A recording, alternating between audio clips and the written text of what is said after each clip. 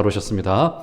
오늘 예레미야 우리 1장 1절에서 10절 말씀 나누고 오늘 주의 은혜를 받는 시간 좀 갖도록 하겠습니다. 예배를 또 온라인으로 함께하고 계신 우리 성도님들께도 하나님의 은혜가 함께하기를 주의 이름으로 축원합니다. 빨리 좀 회복되어져서 지금 비어있는 이 예배 공간이 너무 많은데 우리 함께 우리 일상으로 예배했던 것이 얼마나 이 일상이 소중했던 것인지를 다시 한번 이렇게 확인하게 되어집니다. 예배가 그저 정상적으로 돌아가는 것만으로도 참 우리에게 이게 은혜였었구나라고 하는 것을 그렇게 하지 못하게 되니까 알게 되는 것 같아요. 우리 예배가 빨리 회복되어져서 우리 성도님들 얼굴도 빨리 뵙고 싶고 우리 하나님의 좀 역사가 좀 필요합니다. 자, 오늘은 우리 예레미야서 우리 1장 1절에서 10절의 말씀, 예레미야서의 서론과도 같습니다. 자, 그래서 우리가 이제 예배를 하지 못하는 동안에는 함께 모여서 하지 못하는 동안에는 마가복음 강의를 잠시 멈추고 이렇게 우리 성경 각 권의 좀 서론과 개론들을 전체적으로 한번 쭉 훑고자 합니다. 주일마다. 자, 오늘은 그 중에서 이제 예레미야서, 예레미야라고 하는 인물이 어떤 인물인가? 그리고 그가 약 10대 후반 정도에 부름받은 것으로 알려져 있는데 그가 부름받을 때의 상황이 어떠했는가? 또 그가 부름받을 때 받았던 소명들이 무엇인가? 이런 것들을 좀 살피면서 은혜를 좀 누리고자 합니다. 자, 오늘 본문은 예레미야서의 서론이고 표제어이기도 하고요. 예레미야서 전체를 이해하는 중요한 열쇠이기도 합니다. 그러니까 오늘 본문은 단순히 예레미야 개인이 하나님께 부름받았다, 예레미야의 소명의 현장이고 어떤 일이 있었는가를 말하는 것이 아니라 예레미야서 전체를 이해하는, 마치 우리 방에 들어가기 위해서는 어떻게 됩니까? 키를 열고서 문을 들어가야 되잖아요. 그것처럼 이것은 키를 돌리는 행위에 해당될 정도로 오늘 본문은 예레미야서 전체의 주제를 이해하는 굉장히 중요한 우리 이 여러 가지 내용을 우리에게 주고 있다라는 것을 우리 알 수 있습니다. 먼저 예레미야가 살았던 시대의 배경에 대하여 제가 간단히 훑어드리도록 하겠습니다. 예레미야는 쉽게 말하면 유다 왕국의 마지막 시기, 유다 왕국의 멸망의 시기를 한 몸으로 격동의 시기를 겪어냈던 인물이라고 볼 수 있습니다. 구약의 예언자 중에서 상당히 이제 오랜 기간을 활동했던 인물이었습니다. 그를 거쳐간 왕들이 굉장히 많았어요. 오늘 요시야 13년부터 그가 활동을 했죠. 요시야 13년으로부터 시작을 해서 여호아스, 여호야킨, 시드기야까지 그를 거쳐간 왕이 5명인 것을 우리가 확인할 수 있습니다. 여러분 어땠을까요? 한 선지자가 5명의 왕을 섬겼어요. 지금처럼 대통령 임기제가 그저 4년, 5년, 길어야 다른 나라도 6년, 7년 정도 되면은 대통령이 여러 번 바뀌기 때문에 이것이 어색한 일이 아니겠지만 당시의 왕은 그렇지 않죠. 죽음이 와야지 왕의 그 임기가 끝나는 겁니다. 그런데 예레미야의 100년 되지 않는 인생 속에 왕이 5번이 바뀌어졌다라고 하는 사실 앞에서 그 시대가 얼마나 격동의 시대였는지를 우리가 확인할 수 있어요. 그렇죠? 이때 어떤 일이 있었습니까? 당시의 패권국이었던 이 아수르가 기울어져 가는 것을 확인했습니다. 여러분, 아시리아의 그 위험이라고 하는 것은 여러분 지금 미국이나 중국의 위험에 못지 않았어요. 감히 이 나라가 무너지리라고 하는 것은 상상할 수 없었습니다. 그렇지 않습니까? 지금 우리의 상상 속에 중국이나 미국이 기울어질 것이다 라고 하는 상상을 할 수가 없는 거라고요. 그런데 예레미야 시대 때 그 강국이었던, 패권국이었던 이 아시리아가 무너지고 맙니다. 얼마나 그 세계의 지도가 격변에 이뤘을까요? 상상하지 못할 일이 벌어지고 만 거라고요. 여기 이제 장로님들도 앉아 계시고 젊은 교육자님들 앉아 계신데 선배님들이시기 때문에 제가 말씀드리기 너무 조심스럽지만 우리 그렇지 않습니까? 젊었을 때 20대 때는 지금 이 젊음이 20, 30대 때는 영원할 것 같아요. 이 생각이 옳을 것 같고 내 이 강한 두 팔의 힘이, 두 다리의 힘이 운동하고 땀 흘릴 때는 이게 영원할 것 같습니다. 그런데 그렇지 않잖아요. 눈을 감았다 떠보니 10년이 지나 있고 20년이 지나 있고 개인의 삶만 돌아봐도 그런데 당시의 역사 속에서 아수르가 패망하는 것을 예레미야는 한눈으로 목도했고 그리고 신흥 강국이었던 바벨론이 급부상하는 것을 그는 몸으로 겪어냈습니다. 그리고 어떤 것을 보았습니까? 유다의 몰락 과정 속에서 전혀 더 이 아수르가 무너지는 것 이상만큼이나 상상할 수 없었던 일이 벌어졌죠. 어떤 일이 벌어졌습니까? 예루살렘과 예루살렘의 성전이 고스란히 무너지는 것을 보았어요. 이러면 어떤 사람이 상상이나 했겠습니까? 예루살렘 성전을 솔로몬의 시대 때 멋들어지게 지어놨습니다. 그렇죠. 모든 인력을 총동원했고 국력을 총동원해서 멋있게 지어놓았고 다윗의 언약을 받았고 하나님의 율법이 함께하고 있다라고 알려진 그 하나님의 성전이 무너지는 것을 예레미야는 한눈으로 목도하였습니다. 예루살렘 성은 완전히 함락되어졌고요. 성전도 무너졌고 성전의 기구들도 모두 다 빼앗겨서 바벨론으로 전부 다 가져가 버리고 말았습니다. 바벨론 왕 느부갓네살은 총독으로 그달리아를 세워서 예루살렘 성을 통치하게 만드는 이런 어처구니 없는 하나님의 약속을 받았다라고 하는 예루살렘과 그 백성과 성전마저도 회파되어지는 이런 어마어마한 일이 이 예레미야의 삶 속에 있었습니다. 그래서 예레미야는 전해 내려오는 구전에 의하면 이집트로 성경에 나와 있죠. 예레미야서 이집트로 함께 망명 가는 사람들 중간에 끼어서 억지로 끌려서 가서 거기서 마지막 선교 활동을 하다가 끝내 거기서 순교를 당했던 것으로 구전으로 내려와 이렇게 알려지고 있습니다. 어쨌든 예레미야는 이런 끔찍한 역사의 한복판에 서 있던 선지자였습니다. 그리고 그는 불행하게도 자신의 나라를 향하여서 하나님의 저주가 임할 것이고 그 저주를 누구도 피해갈 수 없기 때문에 빨리 바벨론에게 항복하라라고 하는 메시지를 전했던 아주 불운의 인물이었다. 그래서 흔히 그를 눈물의 선지자요. 저는 모순의 선지자라고 표현하고 싶어요. 말하고 싶지 않은 내용을 말해야만 했던 이 모순의 선지자라고 우리는 이렇게 알 수 있습니다. 자, 그런데 이런 격동의 역사 한복판을 살아왔던 선지자인데, 자, 그런데, 자, 그가 부름받았던 때가 언제라고요? 오늘 본문 볼까요? 자, 2절에 보시면 언제라고 말합니까? 아몬의 아들 유다왕 요시야가 다스린 지 언제요? 예, 요시야 왕 13년에 부름을 받았습니다. 요시야 왕 13년. 그렇죠? 자, 요시야를 그래서 우리가 이해하지 않고는 예레미야서나 오늘 본문을 제대로 이해할 수 없습니다. 자, 요시야가 어떤 왕이었습니까? 요시야가 한마디로 평가하자면 그는 선한 왕이었습니까? 악한 왕이었습니까? 그는 선한 왕이었어요. 그렇죠? 그의 18년에 그는 종교개혁을 단행합니다. 그랬죠? 그래서 이 당시만 해도 아직 바벨론이 이렇게 크리라라고 하는 것은 상상하지 못했을 때였습니다. 요시야의 개혁운동이 성과가 있었고, 그리고 개혁운동 후 10년, 종교개혁이 일어난 이후 10년 후에 아수르가 멸망을 당했어요. 그렇기 때문에 아마도 요시야나 예루살렘 백성들은 어떤 생각을 가졌었냐면, 이것을 희망적인 것으로 이해했을 것입니다. 그러니까 예레미야가 처음 하나님께 부름받았던 요시야 13년은 이 유다 나라나 예루살렘에 어떤 암흑이 깃들고 어둠이 깃들고 희망이 보이지 않고 이럴 때가 아니었다고요. 요시야가 정권을 잡고 나라를 새롭게 해가고 예루살렘에 종교개혁을 일으켜가고 말씀으로 복음을 일으켜가고 성전을 새롭게 하고 기구를 새롭게 하고 성전을 정화시켜가고 이런 일들을 하고 있었을 때가 바로 예루살렘이 부름받았을 그때라고 하는 사실입니다. 예루살렘이 부름받았을 때는 어려웠기 때문에 암흑이었기 때문에 그를 불러가지고 뭔가 좀 해결해라 이런 말을 했던 것이 아니라 종교 부흥의 시기가 있었던 때였다. 이렇게 우리가 평가할 수 있습니다. 자, 그러면 예레미야는 요시야의 종교개혁에 대하여 어떻게 평가했을까? 여러분 어떻게 말했을 것 같습니까?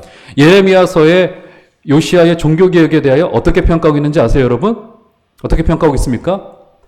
예레미야서 전체를 찾아보더라도 요시야의 종교개혁에 대하여 예레미야는 한마디 평가를 하지 않습니다.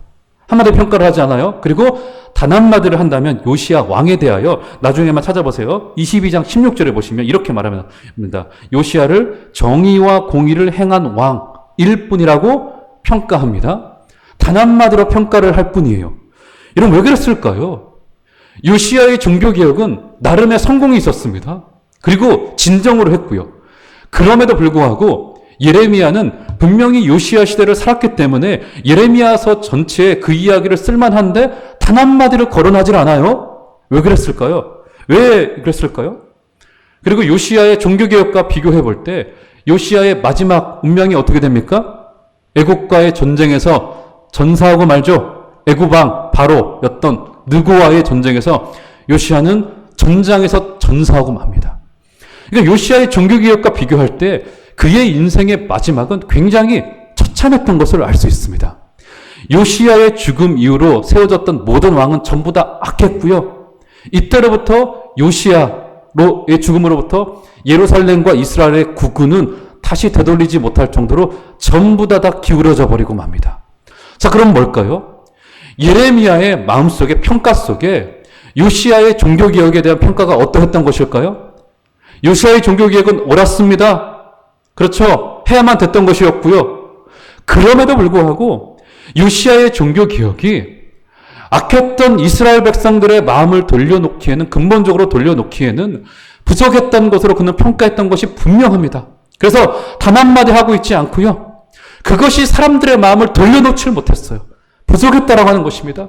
그래서 그는 하나님께로부터 이스라엘 나라가 멸망당할 것이고, 그리고 하나님께서 그들의 나라를 철저히 멸망시키셔서 다시 회복시킬 것을 이제 선언했던 선지자로 우리가 그를 알 수 있습니다. 자, 그러면 자, 오늘 본문으로 한번 되돌아가 볼까요? 자, 1절로 가보시면, 자, 본문의 배경이 그런데, 자, 1절로 가보시면, 자, 이렇게 말합니다. 제가 한번 읽어드릴게요.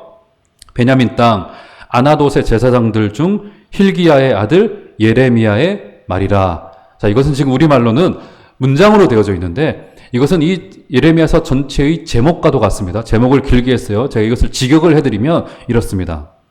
베냐민 땅 아나돗에 있는 제사장들 중 힐기야의 아들 예레미야의 말들.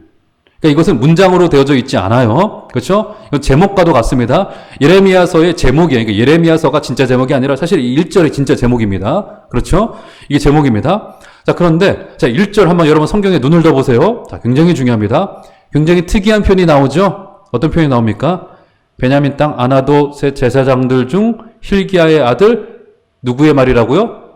예, 예레미야의 말이라고 말합니다. 예레미야의 말들이라고 말해요. 자, 이것이 왜 특이한 표현입니까? 여타 거의 대부분의 선지서들을 보면 어떻게 말하냐면 호세아에게 임한 하나님의 말씀, 요엘에게 임한 하나님의 말씀, 여호와의 말씀, 이런 식으로 표현을 합니다. 그런데 전체 선지서 중에서 예레미야서와 아모스서에서만 전체 1절의 그 말씀이 어떻게 표현되어져 있냐면 예레미야의 말들, 아모스의 말들, 이렇게 표현하고 있어요. 그리고 예레미야서의 마지막 부분에 해당되어지는 예레미야서 51장 64절에 가보시면 예레미야의 말이 이에 끝나니라 라고 말합니다. 그러니까 예레미야서 전체는 예레미야의 말로 시작해서 예레미야의 말로 끝납니다. 하나님의 말씀이라고 표현하지 않아요. 근데 물론 그가 받은 것이 하나님의 말씀이죠. 그런데 그의 말을, 하나님의 말씀을 예레미야의 말이라고 말합니다. 어떤 의미일까요? 물론 본질적으로 하나님의 말씀이죠. 그 밑에 2절 이하에서 보면 여호와의 말씀이 예레미야에게 임하니라 라고 말했던 것에서 이 말이, 예레미야의 말이 하나님의 말씀인 것을 알 수 있습니다. 그런데 예레미야의 말이 본질적으로 하나님의 말씀인데 왜 1절에서는 예레미야의 말이라고 표현했을까요? 왜요? 하나님의 말씀이 예레미야라고 하는 한 개인의 인격과 삶과 그의 언어를 통하여 그의 심정을 통하여서 하나님의 말씀이 전달되어졌기 때문에 바로 하나님의 말씀을 예레미야의 말이라 이렇게 표현했던 것이죠. 여러분, 하나님의 말씀은 본래 그렇습니다. 하나님의 말씀은요, 저기 공중에 떠다니는 추상적인 말씀이 아니에요. 여러분, 하나님의 말씀은 철저히 한 개인에게 임해서 그의 삶을 변화시켜 놓고요. 그래서 하나님의 말씀이라고 하는 것은 객관적으로 연구한다라고 하는 것은 사실은 옳지 않은 말이에요. 이것은 객관적일 수가 없어요. 하나님의 말씀은 그 사람의 삶을 변화시키고요. 하나님의 말씀은 인격이기 때문에 그 사람의 인생을 변화시키고 그 사람의 인생을 새롭게 하고, 하나님의 말씀을 받은 자가 여러분 받지 않은 자와 똑같은 삶을 살 수 없다고요. 이 땅을 살아내면서 하나님의 말씀을 받은 자가 그 인격에서 변화되지 않을 수 없고요. 하나님의 말씀을 받은 자가 말씀을 받지 않은 자와 똑같이 사는 것은 사실상 불가능합니다. 사랑하는 여러분, 하나님의 말씀이 구체적으로 현실적으로 예레미야 개인의 삶을 통하여 드러났듯이 지금 이 시대를 살아가는 우리들에게도 하나님의 말씀이 우리의 언어를 변화시키고 우리의 삶을 변화시키고 우리의 가치를 변화시키고 세상에 사람들이 살아가는 방식대로 살아갈 수 없도록 만들어지는 은혜가 있기를 주의 이름으로 축원합니다. 그래서 하나님의 말씀에 붙들려서 이번 한 주간에도 하나님이 우리를 인도하시는 대로 하나님의 그 놀라운 가치대로 하나님께서 우리의 인생을 이끌어 가시는 대로 저와 여러분들의 삶을 바꾸어 가시는 여러분들 되시기를 주의 이름으로 축원합니다. 자, 그래서 여러분 우리 신앙에서요. 이제 예레미야도 그랬고 예레미야서 전체의 말씀도 그런 말씀들이 중간중간에 등장하고 있는데 여러분 우리 신앙에서 우리의 일상을 배제시키는 것은 굉장히 위험합니다. 이 말이 뭐냐면 우리 신앙을 소위 종교라고 하는 카테고리 안에 가두어둬서는 안 된다는 말이 되어져요. 우리 신앙을 예배하는 것, 헌금 드리는 것, 기도하는 것 아니요. 그것만이 아닙니다. 그것은 극히 일부분이에요. 극히 일부분. 제가 말씀드리지만 예배는 굉장히 중요해요. 그런데 예배가 우리의 신앙이 아닙니다, 여러분. 예배만이 우리의 신앙이 아니에요. 예배는 물론 중요하지만 하나님의 말씀이 우리의 인생에 임하여서 월요일부터 시작되어지는 우리의 삶들, 우리의 자녀의 교육, 우리 물질에 대한 가치관들, 우리 사람에 대한 우리의 관념들, 생명에 대한 우리의 생각들, 이런 것들을 바꾸어가는 것이 하나님의 뜻인 것이라고요. 사랑하는 여러분, 여러분의 일상 속에 하나님의 은혜가 임하고, 그래서 흔히 그런 이야기를 하잖아요. 우리의 신앙이 일상에 뿌리를 두고 있어야 된다고. 우리의 언어를 변화시켜 가시고, 우리의 인생을 변화시켜 가시고, 우리의 삶의 가치를 변화시켜 가시고, 그래서요, 여러분, 우리가 은혜를 받으면요, 절대로 세상 사람들과 똑같이 살아갈 수가 없습니다. 세상 사람들 똑같이 살아가는 대로 물질 쫓아가고, 어디 부동산이 좋다더라, 거기에 관심 가져가지고, 어디 학군이 좋다더라, 거기 막 이사 가려고 아등바등 해가면서 우리의 아이 어떻게 하면 저 위로 올려보낼까, 위로 막 밀어넣고 하는 것에 인생을 허비하게 될 수가 없다고요. 사랑하는 여러분, 우리 하나님의 말씀이 예레미야 개인에게 임하여 그의 삶과 그의 감정과 그의 일상을 변화시켰듯이 저와 여러분들의 삶을 바꾸어 가시는 은혜가 있기를 주의 이름으로 축원합니다. 그래서 우리 지난 수요일에도 말씀드렸죠. 너무 간단해집니다. 어떤 기준으로 세워지면요. 종말 이후에도 계속 지속되어질 것과 그러지 않을 것을 구분하면 분명해지고 간단해지고 심플해집니다. 이게 기준이에요. 종말 이후에도 계속될 것이 있어요. 우리의 사랑 계속되어집니다. 그렇죠? 하나님이 우리를 지으셨다라고 하는 사실 계속되어져요. 그렇죠? 하나님의 우리를 향한 사랑도 계속되어지고 인간과 인간 사이의 사랑, 생명의 가치 이런 것들을 계속되어집니다. 그런데 계속되어지지 않을 가치들이 있어요. 이 땅에서만 유효하고 끝나는 것들이 있다고요. 그런 것들을 구분하면 명확해져요. 어떤 것에 더 우리가 무게를 두어야 될지. 여러분 하나님의 말씀이 우리에게 이런 지혜를 주어서 사실은 다 알고 계시죠. 실천하지 못할 뿐이죠. 성령께서 우리의 마음을 변화시키셔서 정말 소중한 가치, 영원한 가치를 붙드시는 여러분들 되어주시기를 주의 이름으로 축원합니다. 자, 그런데 이제 예레미야를 소개를 합니다. 자, 1절로 다시 한번 가보시면, 자, 1절 다 같이 한번 한 소리로 한번 읽어볼까요? 다 같이 읽겠습니다. 시작. 베냐민 땅 아나돗의 제사장들 중 hil기야의 아들 예레미야의 말이라. 자, 그의 출신을 이야기를 하죠. 어디 출신이라고 말합니까? 베냐민 땅 누구의 제사장이라고요? 아나돗의 제사장들 중 hil기야의 아들이라고 표현을 합니다. 자, 여기서 일단 그가 제사장 가문 계열이었던 것을 알 수 있고 그는 제사장이었습니다. 자, 제사장 출신의 선지자가 또 한 명 있죠? 누구죠, 여러분? 에스겔이죠, 에스겔. 그렇죠, 에스겔입니다. 자, 그런데 그는 예레미야는 오늘 본문에서 특이하게도 그를 아나돗의 제사장들이라고 표현을 합니다. 아나돗. 자, 아나돗이라고 하면 어느 지역에 해당되어지냐면 우리로 말하면 저기 의정부 정도 됩니다. 예레미야가 있었던 아나돗이라고 하는 이 지역은 예루살렘에서 북동쪽으로 약 5km 정도, 4, 5km 정도 떨어진 곳에 위치해 있는 위성 도시였던 것으로 우리가 알려져 있습니다. 자, 그를 아나더 출신 제사장이라고 말합니다. 자, 여기에는 역사적인 맥락이 있습니다. 자, 간단히 설명을 드리겠습니다. 오늘 말씀이 자꾸 어려워지네요. 이러려고 했던 것은 아닌데. 자, 이 역사적인 맥락이 있습니다. 아나덧의 제사장은 누구냐면, 여러분 솔로몬 시대 때 솔로몬이 왕위 계승을 하려고 했던 와중에 한 가지 작은 사건이 벌어지죠. 어떤 사건이 벌어집니까? 베다른 형이었던 누구였죠? 아도니아가 소위 말하면 쿠데타를 일으켰습니다. 그래서 그가 내가 좀 왕이 돼보겠다 이렇게 됐던 거예요. 그래서 아도니아가 쿠데타를 일으키고 있던 와중에 여기에 제사장 가문 계열 한 가문이 붙습니다. 그 누구냐면 아도니아라고 했던 제사장이었어요. 그는 신실했던 제사장이었음에도 불구하고 마지막 선택을 잘못했습니다. 그래서 아도니아가 아비아달이 아도니아에게 붙었는데 이 아비아달 제사장이 잘못된 선택을 했어요. 이 아도니아의 쿠데타가 성공했으면 아비아달도 제사장 중에 최고의 제사장으로 올라갔겠죠. 그런데 쿠데타가 실패하고 말죠. 근데 솔로몬이 올라서고 맙니다. 솔로몬이 왕위에 올라서고 나서는 이 아비아달 출신 제사장들을 이 아나덧으로 다 이주를 시켜버리고 맙니다. 우리로 말하자면 다 유배를 보내버리고 만 거예요. 그래서 아나덧 출신의 제사장들은 바로 아비아달 계열의 제사장들이었는데 우리로 말하면 실패한 쿠데타에 가담했던 제사장들이라고 하는 오명을 가지고 있었던 사람들이었습니다. 그러니까 약 예루살렘에서 북동쪽으로 5km 정도 떨어져 있었던 작은 시골 마을이었던 아나덧 출신의 제사장이었던 예레미야는 그의 선조들이 쿠데타를 일으켜서 실패했던 쿠데타에 가담했던 자였습니다.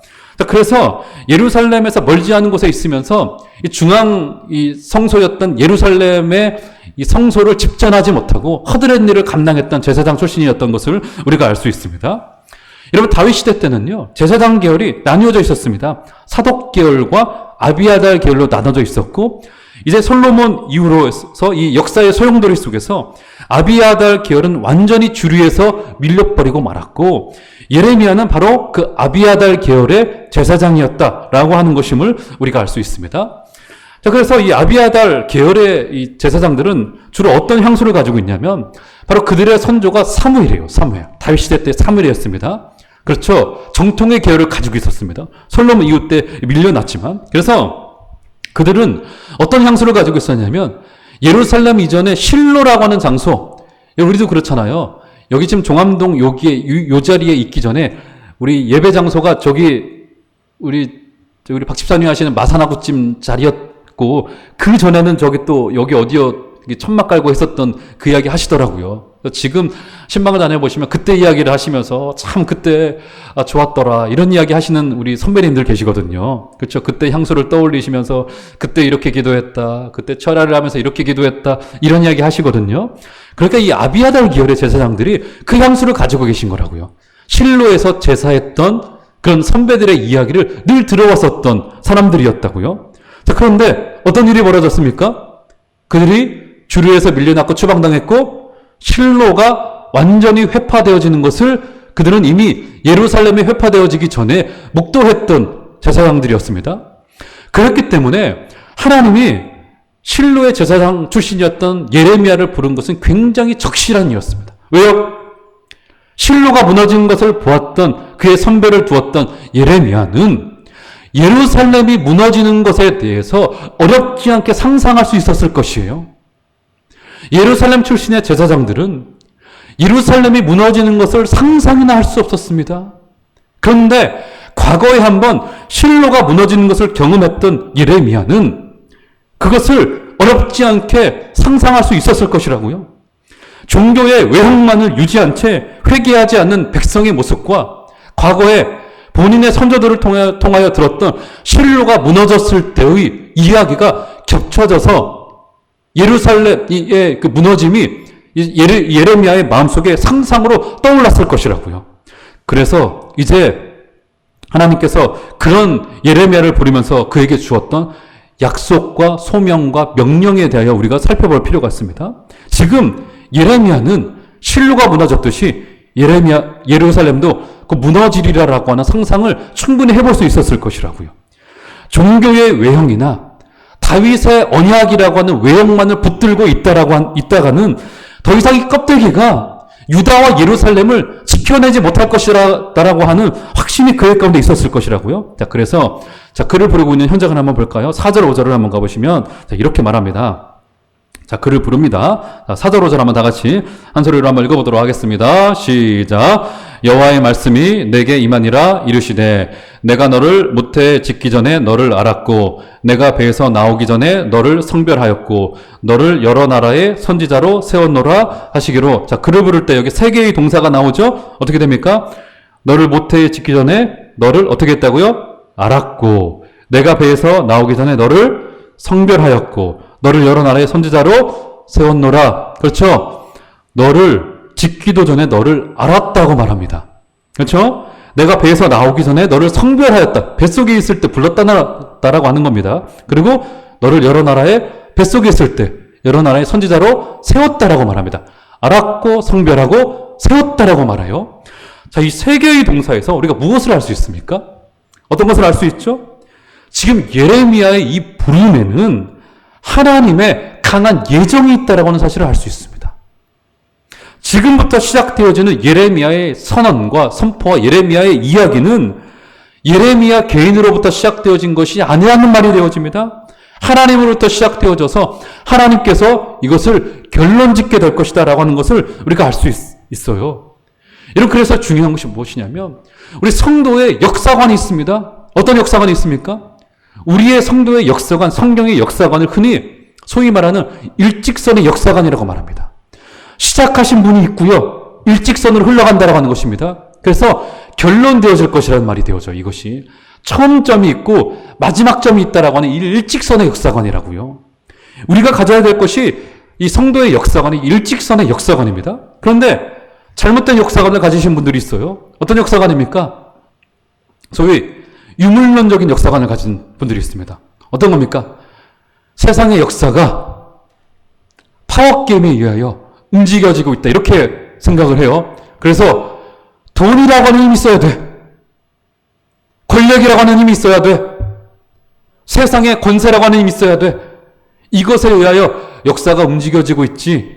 손해를 보지 않기 위해서는 이 힘을 가져야만 돼. 라고 하는 것이 유물론적인 역사관이에요. 이런 생각을 가지고 있는 사람들이 굉장히 많이 있습니다. 그런데 성경이 말하기를 어떻게 말하냐면 우리가 시작해 한 것이 아니라는 말이 되어집니다. 하나님이 목적지를 가지고 우리의 인생을 이끌어가고 계시고요. 하나님이 목적지를 두시고 우리를 끌어당기고 계신다라고 사실을 성경이 우리에게 말해주고 있습니다. 사랑하는 여러분, 하나님이 주권적으로 시작하셨고 주권적으로 이 과정을 이끌어가고 계시고 우리를 종착지까지 이끌어 가실 것을 믿으시는 여러분들 다 되어주시기를 주의 이름으로 축원합니다. 자, 그래서 예레미야가 이렇게 폭풍의 역사 속에서 하나님의 주권적으로 부름을 받았는데요. 자, 이렇게 그가 고백을 합니다. 하나님이 부르시자. 자, 6절로 가보시면 이렇게 말해요. 제가 한번 읽어드리겠습니다. 내가 이르되 슬프도소이다. 그 첫 번째 반응이 뭐예요? 슬픔이었어요. 주 여호와여 보소서 나는 아이라 말할 줄을 알지 못하나이다. 그래서 아이라고 하는 이 말은 갓난 아이에서부터 청년에 이르기까지 모든 것을 다 커버하는 말입니다. 그래서 아마도 이 예레미야가 부름받았을 때는 10대 후반이나 20대 초반이었을 것으로 추정을 합니다. 나는 아직은 젊습니다. 아직 할 수 있는 것이 없어요. 이런 고백을 하고 있는 거라고요. 여러분, 이렇게 거대한 사역을 앞에 두고요. 예레미야에게 확신이 없어요. 이런 문제잖아요, 이거. 그런데 기가 막히게도요. 저도 확신이 없습니다. 구체적인 그림이 없어요.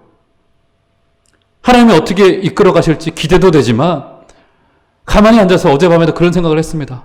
말씀 준비하는데 저는 제 꼬라지를 알잖아요. 목사라고 하지만 똑같습니다. 아직은 젊은 사실 나이가 젊으나 많으나 제가 10년 후 20년 후에도 똑같을 것 같아요. 철이 너무 없고 제 꼬라지를 아는데 담임 목사라고 교회를 책임지게 하셨는데 너무 기가 막힌 거예요. 어젯밤에도 너무 기가 막히게 잠이 안 오더라고요. 왜 하나님이 왜 맡기려고 하신 것일까? 그저 그냥 저 밥벌이 하나 해먹고 살아가면 저도 속 편하고 하나님도 걱정하지 않으셔도 될 테고 성도님도 걱정하지 않으셔도 될 텐데 너무 기가 막히더라고요. 저 밤에도 이 말씀을 보는데 예레미야의 반응도 비슷했던 것 같아요. 기가 막혔을 것 같아요. 하나님이 그를 부르시는데 하나님 저는 아입니다. 말도 어눌하고요. 아직 사람들에게 제 말도 먹히지 않을 것 같아요. 이런 마음을 가졌다고요. 자, 그런데 그래서 하나님이 그에게 이제 이렇게 말해요. 자, 7절로 가보시면 이렇게 말합니다. 여호와께서 내게 이르시되 너는 아이라 말하지 말고 내가 너를 누구에게 보내든지 너는 가며 내가 내게 무엇을 명령하든지 너는 말할지니라. 너는 그를 때문에 두려워하지 말라. 참 기가 막혀요. 왜냐하면 예레미야서 전반을 읽어보면 예레미야가 두려워했다라고 하는 사실을 우리가 찾기는 어렵습니다. 그런데 그는 두려워하고 있었던 사실입니다. 그렇죠? 두려워하지 말라. 내가 나와 함께하여 너를 구원하리라. 나 여호와의 말이니라 하시고. 자, 9절 다 같이 한번 읽겠습니다. 시작. 여호와께서 그의 손을 내밀어 내 입에 대시며 여호와께서 내게 이르시되 보라 내가 내 말을 내 입에 두었노라. 할렐루야. 여호와께서 그의 입에 손을 대시며 내 말을 내 입에 두었노라. 바라기는 우리 교회에서 선포되어지는 그 어떤 말씀도 인간의 말이 아니고 바로 성경의 진리, 하나님이 주시는 진리. 여러분이 어려울 때 우리가 다시 집중해야 되는 것은 진리의 말씀이에요. 이 말씀의 기초 위에 우리 교회가 다시 한번 세워지게 되어지는 은혜가 있기를 주의 이름으로 축원합니다. 저 개인의 역량도 아니고 그 누구의 열정도 아니고 오직 하나님의 말씀만이 우리에게 소망이기를 주의 이름으로 축원합니다. 그러면서 10절 말씀도 한번 다같이 읽겠습니다. 마지막 읽겠습니다. 시작. 보라 내가 오늘 너를 여러 나라와 여러 왕국 위에 세워 내가 그것들을 뽑고 파괴하며 파멸하고 넘어뜨리며 건설하고 심게 하였느니라 하시니라. 여기 보면 6가지 동사가 나오죠. 뽑고 파괴하며 파멸하고 넘어뜨리며 건설하고 심게 하였다라고 말합니다. 그렇죠. 지금 파괴하였다가 다시 건설하실 것이다 라고 하는 이 약속까지 주어지는 여정입니다. 예레미야에게 먼저 큰 그림을 보여주시는 거죠. 이렇게 하나님의 말씀에 순복할 때 비록 무너질 것이나 예레미야는 이것을 어렵지 않게 상상했을 거예요. 실로가 무너졌고 예루살렘 성전도 무너질 것이다 라고 하는 것을 그는 어렵지 않게 상상할 수 있었을 것입니다. 지금 예레미야서가 주고 있는 이 말씀은 우리 한국교회와 우리 종암제일교회도 굉장히 적실합니다. 다윗의 언약을 외형적으로만 붙들고 있는 이스라엘과 예수를 믿기만 하면 만사형통하고 복을 받을 것이다 라고 하는 맹목적인 신앙이 매우 유사합니다. 예루살렘 성전에서의 제사는 예루살렘 성전이 무너지는 그날까지 종교는 멈춘 적이 없었습니다. 예루살렘 성전에서 제사를 드리면서 느꼈던 안정과 안녕, 그것과 지금 한국교회에 무수한 예배가 있습니다. 무수한 예배를 드리면서 예배를 드리니까 됐지 라고 느끼는 우리 마음의 감정적인 평안함이 달라 보이질 않아요. 나는 예수 믿으니까 복을 받을 거야. 예수 천당 불신지옥이지 라고 하는 이 생각과 다윗의 언약만을 붙들면 우리나라는 안전하고 괜찮을 거야 라고 하는 맹목적인 신앙이 매우 유사해 보입니다. 사랑하는 여러분, 하나님이 원하시는 것은 그 말씀을 붙들고 사랑과 공의와 정의를 실현하고 실천하고 하나님의 뜻대로 살아내고 하나님의 나라를 이루어가고 거기에 순종하는 그것까지 포함되어져 있다는 사실을 여러분 꼭 기억하시는 여러분들 되어주시기를 주의 이름으로 축원합니다. 예루살렘 성전이 끝내 어떻게 되어졌습니까? 끝내 완전히 무너졌습니다. 그런데 하나님이 그 예루살렘 성전을 교회라고 하는 이름으로 새롭게 세워내셨습니다. 사랑하는 여러분, 이 예레미야의 부름 앞에, 이 소명 앞에 우리 다시 한번 서서 지금까지 우리의 예배가 어떠했었는지, 예배만 드리면 하나님이 우리에게 복 주실 거야, 헌금을 많이 드리면 하나님이 우리를 괜찮게 생각하실 거야 라고 느꼈던 그 안정과 예루살렘 성전을 그저 벗삼아 있었던 그러다가 멸망을 당했던 이스라엘 백성들의 상황이 매우 유사해 보이는 것은 저만의 판단은 아닐 것입니다. 오늘 다시 한번 우리의 예배를 돌아보시고 하나님이 우리에게 원하시는 것이 무엇일지 목사인 저로부터 시작하여서 우리 뱃속에 있는 아기에게까지 전부 다 뱃속에 있는 그 생명에게까지 다시 한번 일어서시고 하나님의 뜻을 행하시고 하나님의 나라를 세워가시는 복된 은혜 있으시고, 지금까지 하나님이 우리의 예배를 이렇게 멈추게 한 데는 전 뜻이 있다라고 생각합니다. 여러 가지 뜻이 있을 거예요. 하나님 편에서는 좀 세게 얘기하자면 그만 좀 예배 좀 해라 라고 하는 뜻일 수도 있을 것 같아요. 그리고 좀 소프트한 뜻은 너희들 예배 한번 되돌아봐.